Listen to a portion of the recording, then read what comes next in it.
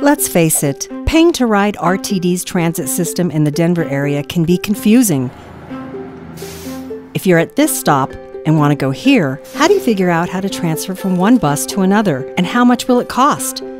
Going to a special event? What does that cost, and how do you pay for it? How many light rail zones will you travel through, and what do they mean? How do you pay for the train if you've already paid for a bus ride? With 5 new lines opening in 2016, it's time for RTD to simplify its fare structure.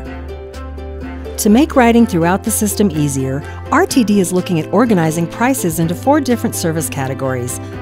Local service, buses which run only on local streets and through neighborhoods, offering stops every few blocks. Regional service, larger buses which run on highways and typically carry passengers between cities.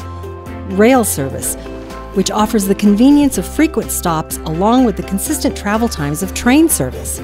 And airport service, which offers direct service via larger buses or rail to and from Denver International Airport. In addition to simplifying types of service, RTD is exploring 2 possible ways to pay. Pay per boarding or pay for time. The first option is to pay each time you board a vehicle. For those who make several trips within a single day, buying a day pass could be a good cost-saving choice. The second option is to pay a slightly higher fare for a 3-hour block of time. This would allow you to take any number of transit trips within those 3 hours and only pay the difference for switching between types of service, such as from local bus to regional bus. Let's look at 2 different trip scenarios to compare these 2 payment options.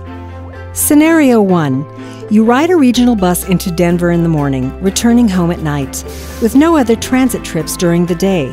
Under either payment option, you would pay 2 fares total that day. In this scenario, the pay per boarding option should be less expensive due to the slightly lower cost for each boarding.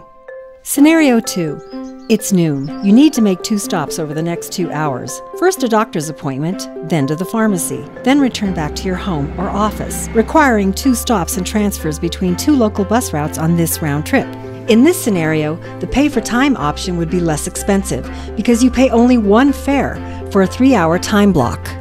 As these different trip scenarios illustrate, each payment option has its advantages, depending on the type of trip. RTD's goal is to implement one option that is easy for riders to understand, pay for, and use throughout our growing system. Now, we'd like you to share your thoughts about these options with us.